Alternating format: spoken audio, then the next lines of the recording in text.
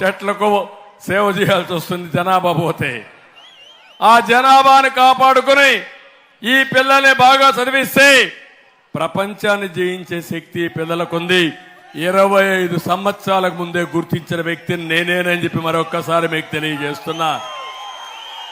ఈరోజు ఈ ఉయ్యూరు పరిసర ప్రాంతాల్లో ఒకసారి ఆలోచించండి, పెనమలూరులో ఆలోచించండి.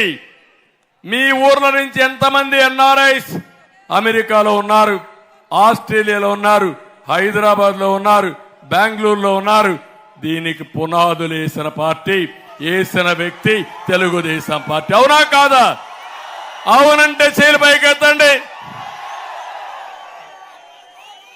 అలాంటిది మళ్ళీ ఈరోజు విభజన తర్వాత నేను మళ్ళీ రాష్ట్రాన్ని అదే పందాలో అభివృద్ధి చేయాలనుకున్నాను. దుర్మార్గులు వచ్చారు. నేను ఆ రోజు అమరావతి తీసుకొచ్చాను. ఈరోజు అమరావతి పూర్తయింటే రాజధానిలో భాగం మీ ఉయ్యూరు. అవునా కాదా? మీరు వేరే ఊరికి ఉద్యోగానికి పోవాలనా? వేరే వాళ్ళు మీ ఊరికి ఉద్యోగానికి వచ్చేవాళ్ళు. మీ ఇండ్లకు గిరాకీ పెరిగిపోయేది.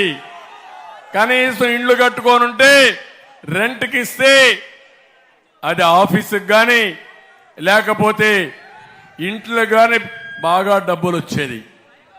అలాంటి దాన్ని ఇతను వచ్చి నాశనం చేశాడా లేదా? 3 రాజధానులు చేస్తానంటాడు.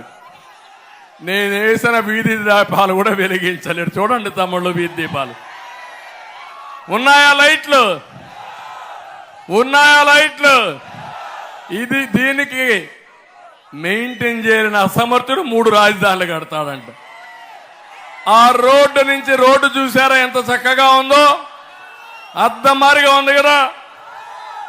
ఈ గుంతల బూడ్చలేని పెద్ద మనిషి 3 రాజధానులు కడతాడంట మీకు.